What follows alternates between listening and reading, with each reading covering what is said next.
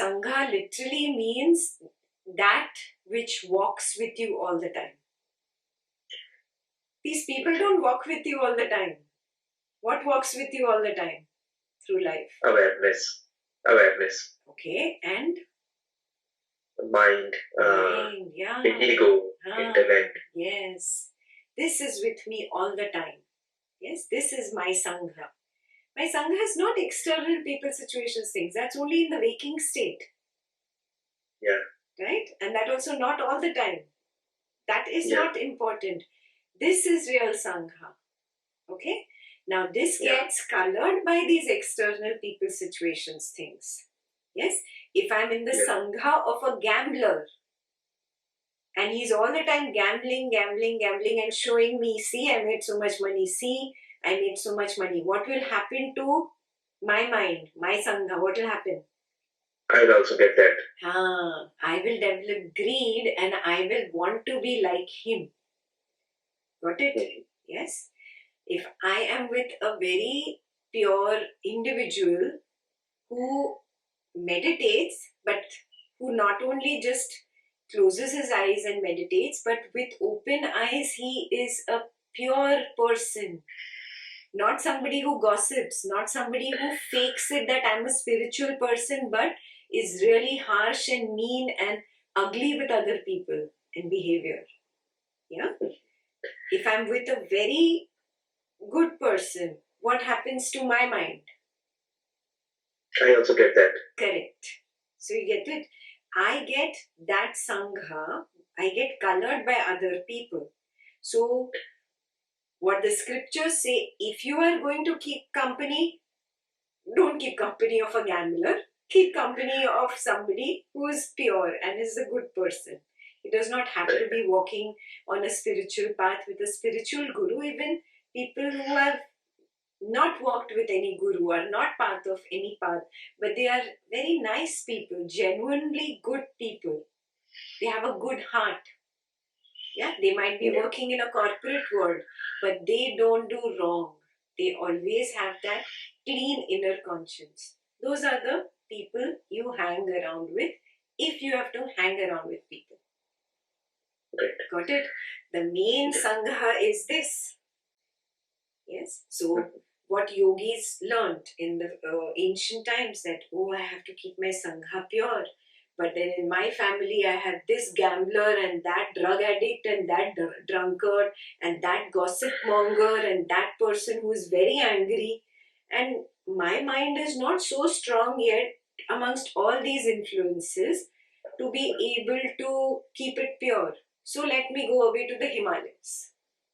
Got it? So they tried their best to keep their Sangha pure. Now that was another age, another time.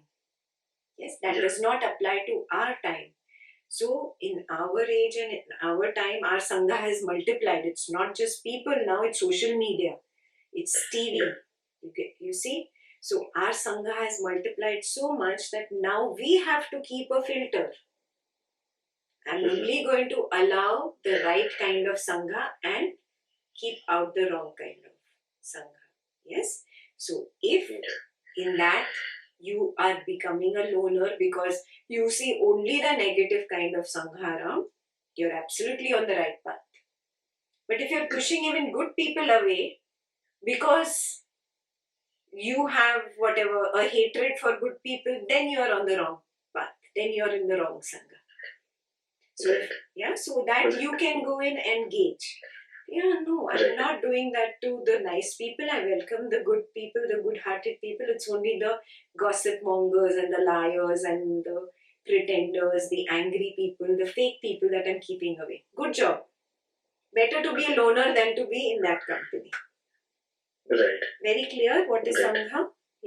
Same thing is with news now. We watch a lot of news. That also affects the mind. Yes. So many people watch horror films, and then what are they dreaming? In the dream state also there is horror. Yeah. So you have to filter out what kind of state of mind do I want to be in. Yes. You keep your Sangha pure. That is number one priority. Clear? Yeah.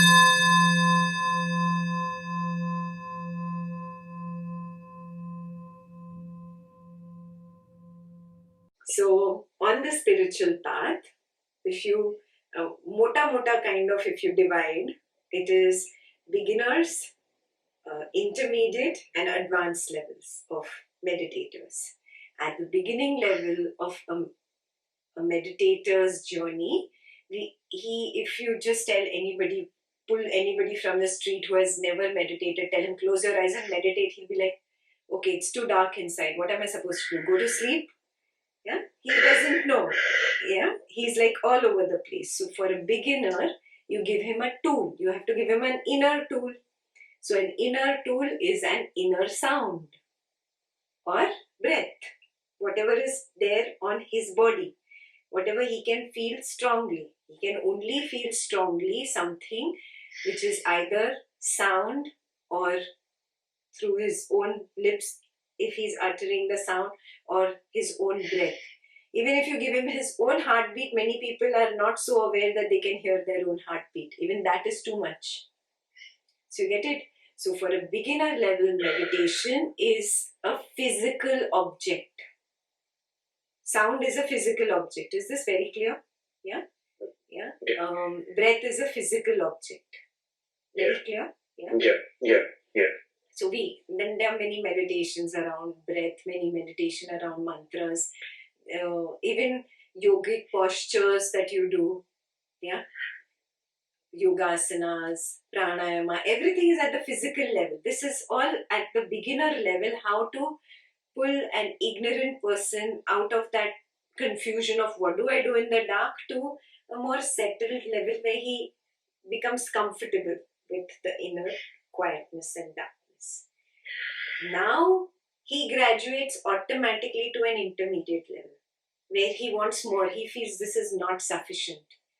Yeah. For example, as a young kid, Vishnu would play with toys and cars, but at a certain age, automatically you stopped. It is not hatred. It's just you grew out of it. Like that only, you grow out of a beginner level meditation techniques and practices and meditation objects. Automatic. Yeah. When you grow to the intermediate level, now you want silence. Yeah. And you don't want somebody else talking to you from outside with a guided instruction. It's still not inner silence because my mind is still out. Because I'm making an effort to listen to the instruction, then going in, and I'm managing to go in a little bit, and again there's an instruction. I'm coming out, and again I'm going in. So the continuous instruction is also at, say, the beginner level, the mature beginner, but it's all at the beginner level. The intermediate level I noticed is at Buddha's techniques. Buddha's techniques are all how to go in your own mind in silence, absolute silence. The teacher is not even in the room. You're just given the instructions before you start, and then you can sit and meditate for 7 hours, 8 hours, 10 hours without any instruction. Yeah. So those are called the real silent meditations, where you figure out the stages of dealing with your own mind and how to go from one level to the next level to the next level of the mind. Our mind is also in layers, na? And it opens up also in layers. So how to be friends with the mind and not get up and run away. Yeah? So that's what I have learned, practiced, and now even I help teach others at the intermediate level. Yes, intermediate meditation levels are all Buddha's level. With finally there is a very highest kind of samadhi level which takes you to the same knowingness. Yes, so this person also from the intermediate level automatically comes to the advanced level, which are the advanced samadhis, and he reaches the knowingness. Yeah, that is at the Buddha's path. But there are some people who are very ripe, who've done this, done that, heard this scripture, that talk, gone to this teacher, that teacher, and they've done a lot. And somehow they are all ripe, but they haven't found the correct key that opens the door. And they suddenly stumble upon Advaita and they realize, yes, this makes sense. I used to sit and meditate on an object. But the mind that was observing the breath go in and out, or the mind that was observing the mind itself at the quiet level, there was a knower knowing that the mind is meditating. Oh, this is it. This is what I was waiting for. And then people know this is for me. Obviously, we are a group of 150 people. You saw that. Not everybody is here. Some are at a little lower level and some are right at the beginner level. No problem. Wherever you are, it's okay. You know now what is my destination. This gives you a kind of encouragement, a kind of, even if you got just one glimpse, it gives you like, oh yes, I know where I have to go now. Till now, I was just walking in the dark, believing this scripture, believing that teacher. But now, I got a glimpse of it in Advaita. So I know my destination. Yes, I only knew the from address and I did not know the to address before. Now I have found the to. Yes, now I will get there. Yeah. So it doesn't matter, like you will get there. Yes. So at this level, because I don't know you, I cannot really give you personal, that you will have to figure out. But as I get to know you, we have more one-on-ones and you send me emails with your progress, it becomes very clear to me where you are and what works for you, and then I can help you move forward. And that's why I encourage people, you taste Advaita just to get your to address, your final address, where I have to go, where is home. Yes, and you do Buddha just to see whether it is too high for you or do you need to downgrade to another level. Yeah. So so just taste everything and figure it out. Nobody else can figure it out for you. Yeah, unless you're like in constant contact and we are living together in an ashram and there is a constant everyday interaction. That is the only way that I would know, okay, Vishnu is here and this will help Vishnu. But that's not the case with us. We are all, simple homemakers. We are lay people. We are not yogis living in an ashram. So it's different. Nowadays, even modern ashrams today don't have the one-on-one that ancient people did, right? Yeah. So then we make the best of this. Okay? Yeah. It was so beautiful.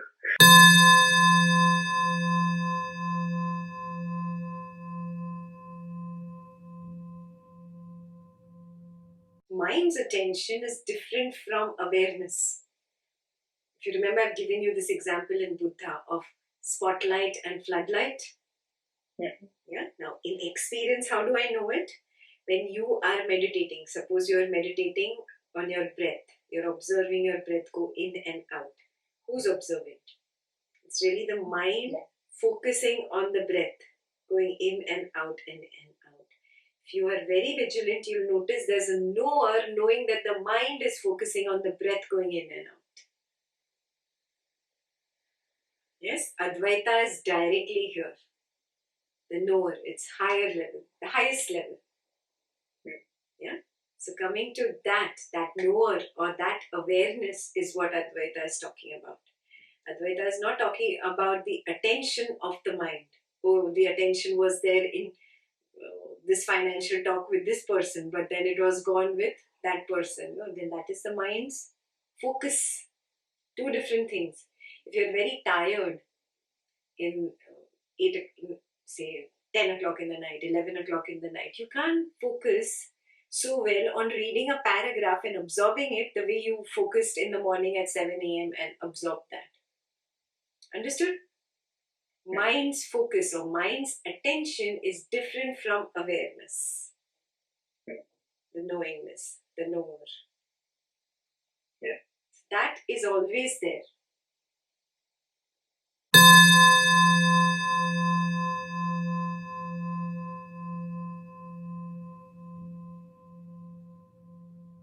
Yeah, I know. That time you get so lost in Raga Dvesha. Just remind yourself. Come on, you're an advanced meditator now.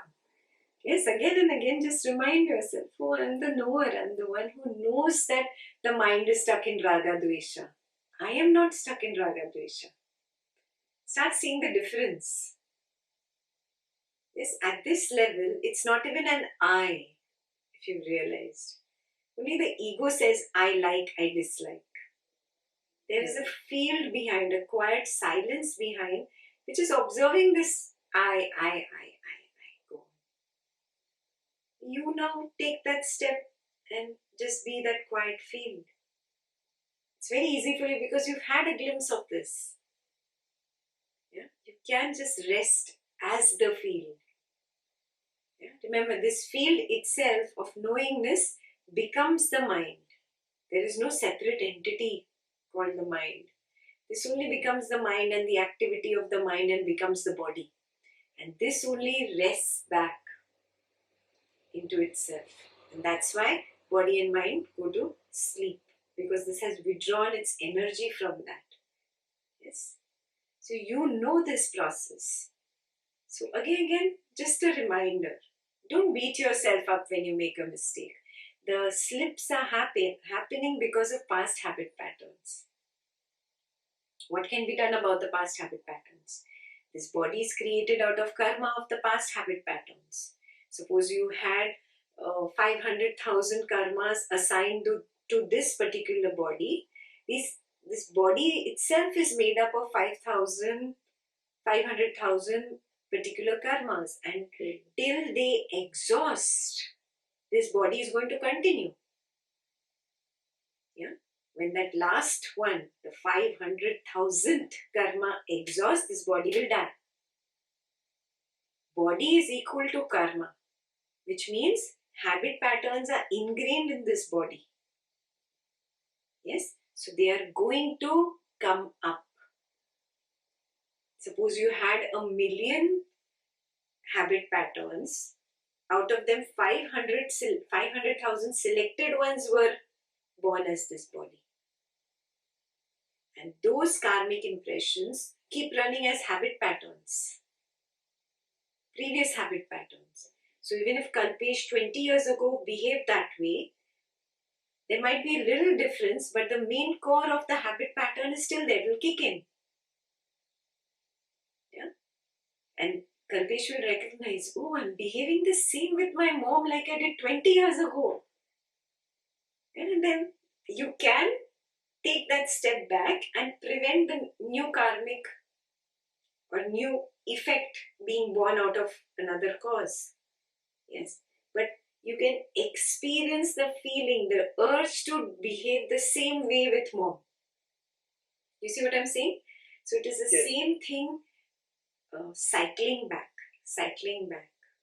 And to cycle only till its expiry date. It goes off.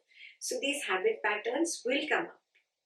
Yes, even for an enlightened person who is enlightened in the physical body, the previous habit patterns come in the form of sensation, in the form of a thought. And then he recognizes, oh, I'm the knower of this perception, I'm knower of this sensation. I am not it. And they lose power and they dissolve. Got it? So you have to have this firm determination. Again and again I will slip, that's fine. Again and again I will come back without beating myself up. And then it should be okay just to let go a lot of things which doesn't really add values to the life. Yeah. The letting go will start sprouting more and more and more. And that's fine. You have to make peace with the letting go. That's good. Yeah.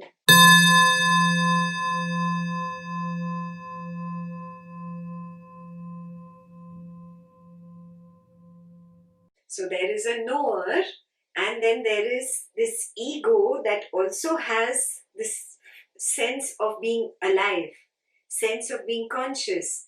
And this ego can also create a black screen to show you that I am the knower. Yes. Now there is a very subtle difference between the black screen created by the ego and the knower. What would be the difference? Tell me.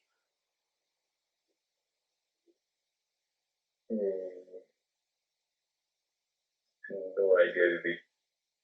बोलो. knower की quality क्या होगी? Even if just theoretically you think, keep experience aside. Theoretically tell me, what is the quality of ego and what is the quality of the knowingness or the field of awareness?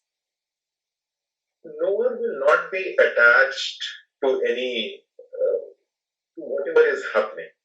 But ego, at some level, it will be attached. Yes, correct. And the first attachment that the ego will have, the ego will say, I am the knower. I am the knower. This knowingness field does not talk, does not speak. It is quiet. Do you understand the difference? Yes. Now, this is a very delicate inner experiment that you have to do. Ekta cannot go into Kush and tell Kush, okay, this one who spoke, this was the ego and this behind is the knower. Kush has to do that work. Get it? I can be your GPS, but you will have to do the driving inside. Okay? So this is your homework.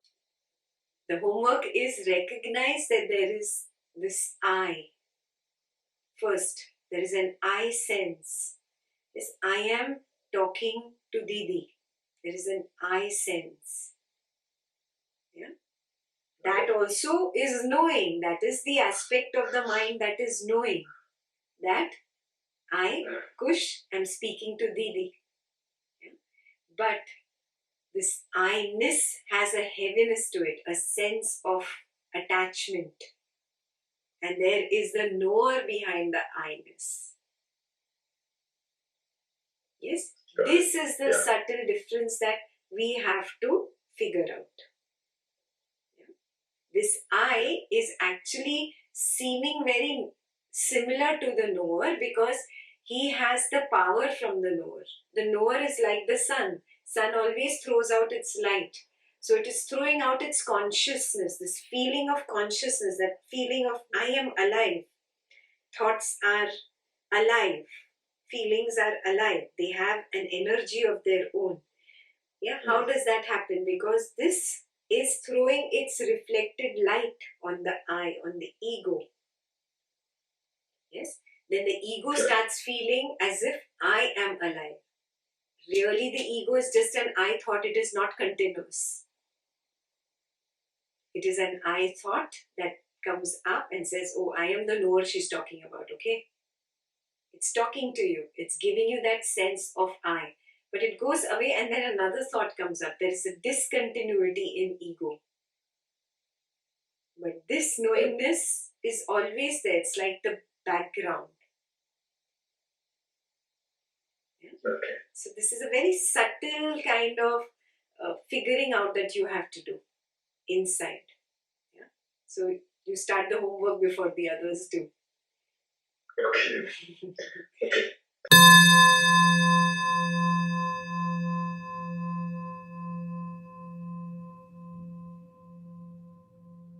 We don't have to do that. It has to happen.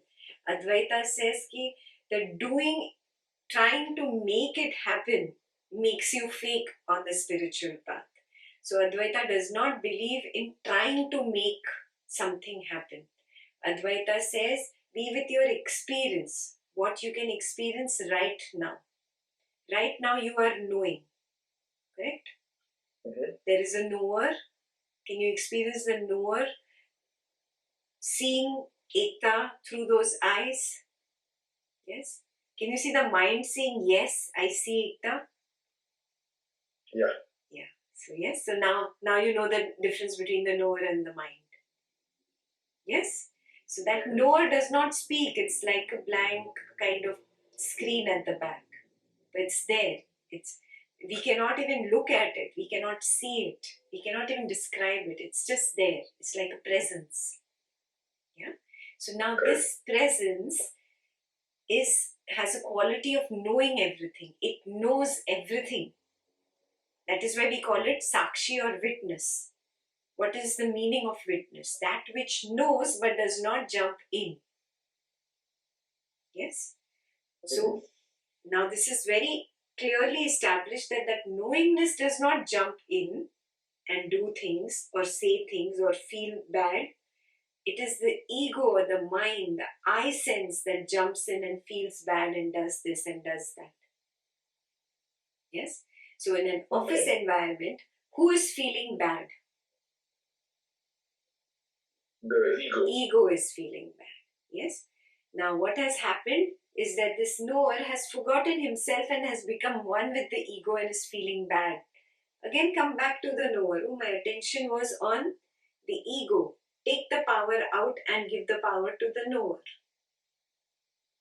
Oh, I am knowing that the ego is feeling bad about what he said or what that person did. Now, I am knowingness. Yes, I am knowingness. I am this field of knowingness. I am not this ego, because this is a temporary thought. It comes up and it's gone. Next thought comes after some time and it's gone. So there is no continuity in I. Yes? So I cannot be impermanent. I have a sense of permanence inside me. I am that knower, the field of knowingness. You need to explore this a little more. It takes some time. Continuously being aware of yourself, continuously being the knower knowingly. When this becomes very clear, oh, this knowingness or this knower is everywhere. It's like an ocean. It's not limited to my eyes or my brain. It's not even just a background screen. It's also in the front. It's also behind. It becomes very clear. It's like an ocean of knowingness. And this knowingness has a thought coming up, but what is thinking? The ego said, I did not like what that guy said. It's a thought. What is this thinking? Is thinking different than knowing? No, it is the same. Does thinking happen in a different time zone and knowing happens in a later time zone? No. It's the same thing. It's just another label for knowing. It's happening together. Knowing is not different than seeing that person in office. Does seeing and knowing happen at different time zones or in different realms? No, it's the same. Yes. Do I have any proof that this person that I call person is made of matter? I don't have any proof. All I know is a shape which has a color. That is what is seen. Look around your room. Is there anything else to seeing other than the shape and the color in it? No. Yeah. So seeing is really nothing but knowing, and knowledge of seeing is just a shape and a color. Yes? And all I perceive really through seeing is only knowing of seeing. I do not perceive really this person. Yeah? To explain this, I will use science. A bat. How he sees the world. He does not see the world in shapes and forms. He sees it in different sound waves. And he's created the world that way. This is very clear. There is that little animal mole. He has no other sense other than touch. He touches and he creates the molehill. If you've seen those small little mounds, the molehills. Right. Yeah. Right. So he has only touch. So he has created his three-dimensional world just through touch. So just see how his brain works. Only through feeling. Only feeling. Are you seeing this? Only sensation and feeling. Only sensation and feeling. There is nothing else there. So each of us have our own creation of the 3D world. And we see that world through this limited eyes, limited ears, limited senses. Yes? We've created that form of that human being through this limited intellect and through these limited senses.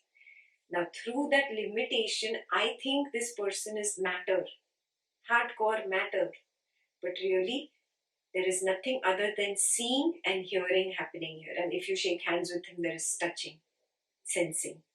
But sensing, seeing, and hearing are not different than knowing. And you don't know if really the person exists. The rest of it is just an assumption. Yes? I have perception of seeing the person. The perception of seeing is my true experience, but I don't have any experience of the rest of the sentence that I said of the person, Mr. X. That is an assumption. That is not my experience. Are you understanding what I'm saying? Yeah. So Advaita takes you directly to the highest level. That this person is also just my knowingness. He is not different than knowingness. This is a notion of knowingness. He comes up as a person. He plays his role, even if it is the role of a villain. And he dissolves. Knowingness comes up, plays, dissolves into knowingness. That person is made of knowingness. The person arises in knowingness, and the person is known also just by knowingness. This is very clear? Yeah. So that's how there is oneness, because the same knowingness is there also. It's not just here. Yes? But now I have learned to be a knower, but he has not learned how to be the knower. He didn't go to an Advaita class. He is in his ego. When I come in my ego, even I forget my knower. But then I remember my knower, I come back, but he's still at his ego. You have to learn to figure it out, an equation between you and this ego, where you are not in your ego while interacting with him. I'm not saying if he puts you down, you happily go down. No. I'm not saying if he insults you, you happily get insulted. No. But in that moment, if you're in the ego, you'll have a different kind of reaction. And if you're in your knowingness, you'll have a different kind of response to the situation. Yeah. Understand this, Kush, this body is nothing but a bunch of karmas. Yes. Suppose this subtle body of yours, not the physical body, the subtle body, the mind, intellect, ego, this had a karma bank of say 1 million karmas. 500,000 of those karmas were taken and put into this particular body, and this body was born. This body is going to just live till these 500,000 karmas exhaust themselves. Recognize what is karmas. Karmas are nothing but my habit patterns, my reactions. They get stored. I react in a particular way with my wife, and 5 years down the line I notice I'm reacting the same way. Another 5 years down the line I realize, I'm reacting the same way. Oh, these are habit patterns and they're circling. Now, 10 years down the line I realize, can I change this habit pattern from the position of the knower instead of the ego? I tried being the ego 10 years. Absolutely. Yeah, and I have created the same drama. For 10 years I've created the same drama. Absolutely. Let's try a different position. Now you experiment, go back to your office with the same colleague, and you experiment from this level. From this level, from this knowingness, how do I respond? I cannot tell you because I don't know the specific situation. Absolutely. Yeah. So, but the response that comes from the level of knowingness is always a more mature, a more sensible response than at the level of the ego. Yeah.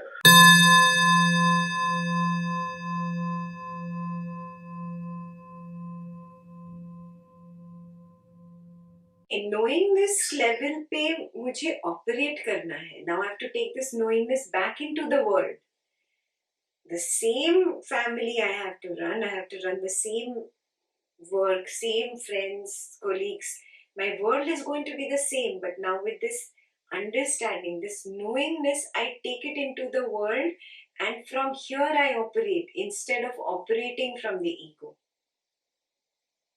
The knowingness always gets lost in the ego.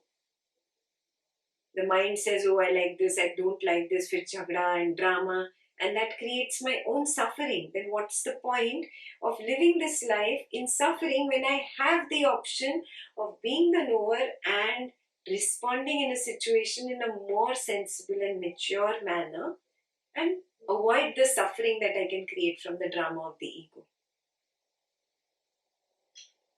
नहीं दीदी थोड़ा सा वो लेता है कि मेरा purpose है कि मैं एक मान लो ऑनलाइन स्कूल खोलना चाहता हूँ जिसमें सारे बच्चे पढ़े हैं.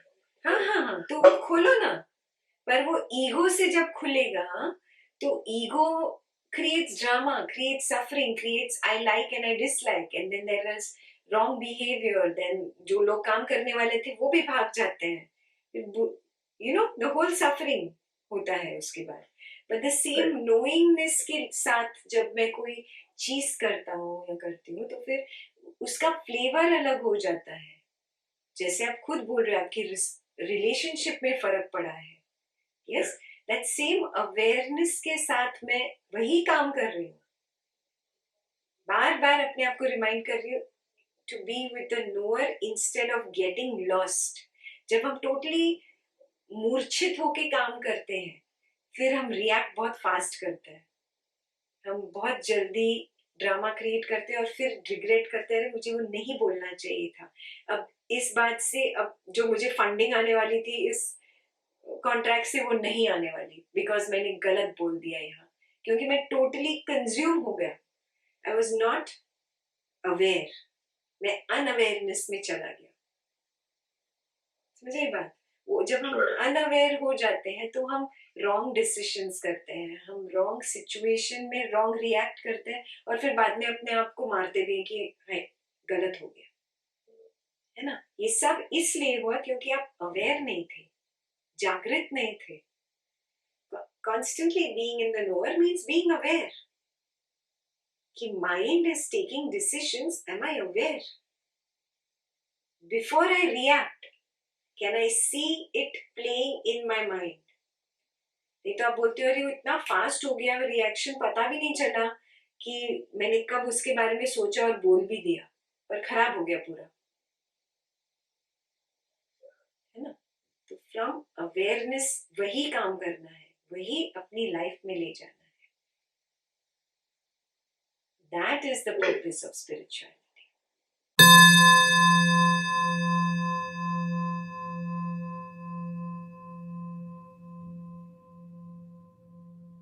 Yeah, when you're making an effort through the mind to focus on removing the thoughts from the mind, you're still in the mind. The mind can manufacture a black color screen. Okay. The mind has the ability to manufacture a black color screen and then make you focus on that black color screen. Okay. Mind's attention is different from awareness. Okay. Even when mind is busy trying to manufacture something, there is a sense of a knower that knows that the mind is trying to do something right now. That is the knower. That is Sakshi. Sakshi is not the mind trying to do something. For example, take your small little example of your meditation that you do. You observe the breath. Who's observing the breath? I am. Who is I?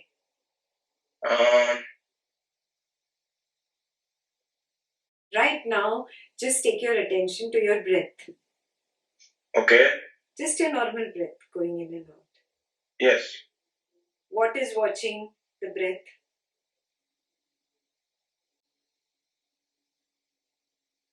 technically nothing. If I keep doing this, I come to a conclusion nothing is really watching. That nothing, that is Yeah. Sakshi. Yes. You think the knower does not know itself? How can the knower know everything and not know itself? Yeah. I obviously can't say I am the knower of all. I'm not there. So then the homework for you is to go and sit and meditate. You go and sit and meditate and observe what is observing the breath going in and out. First, just observe the breath going in and out for 5 minutes. Forget everything else, the plain anapana that we learned. You just Okay. observe the breath going in and out. Now become aware. Is it the mind focusing on the breath going in and out and saying in, out, or whatever? There will be a movement. If there is an inner movement of thought or feeling or perception or sensation, that is the mind. Okay. Yes. Mind doesn't say sometimes in and out, but there is a sensation like that of in and out. That is the mind. Now, are you just aware of the mind, which you're calling nothingness, and it's just the sensation going in and out, watching the breath? Or is there a knower behind the mind that is observing the sensation of in and out, going in and out, and that which is observing the breath? Okay. I'll do that. I've never actively tried to observe. Yeah, because we've never done Advaita before. This is one step Right. higher. This is one step higher. So do it and see, and then you will know if I'm getting it. Oh yes, this is it. But if you feel no, then we go back to Anapana, and from there progressively, step by step, through the Buddha's path also you will get there. It takes a little while, Yeah. but we'll get Right. there. Advaita is direct. Advaita is a direct path, and Buddha's path is an indirect path. That is the difference. Right. And that's where I'm definitely caught up in theory and some practice. I've felt that nothingness in practice, but I can't stay there and I'm not sure that it's the right thing. No, that's So- okay. Not staying there, obviously, because you've not practiced staying there. That's okay. Okay. Yeah, even to understand it, we need Advaita and the explanations of Advaita to help us understand, oh yeah, this is it. Yeah, so that we can go a little bit into the explanations and see, can I identify with this? That's why I say you taste everything properly, not Right. just one spoon, the whole ice cream, and then decide, oh, strawberry is not for me, I'll go with chocolate. Yeah, and that's Right. fine. Nothing is good or bad, they're just different flavors. Okay. All right. Okay, then. Yes.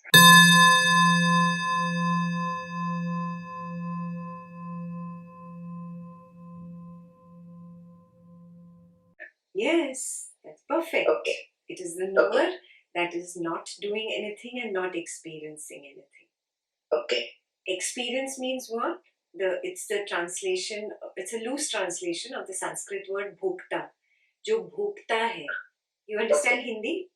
Yes. हाँ. हाँ. तो दुख को भोगना या सुख को भोगना. हाँ? Okay. It is that experience. So this knower is just a witness. He doesn't become dukhi or sukhi when there is dukh and sukh, when there is happiness and unhappiness. So you must have noticed, even in times of a lot of sadness in life at home, some big problem is happening, the ego and the mind are totally all over the place creating the drama, but there is a knower in the background that knows everything but is untouched. Yes. Yes.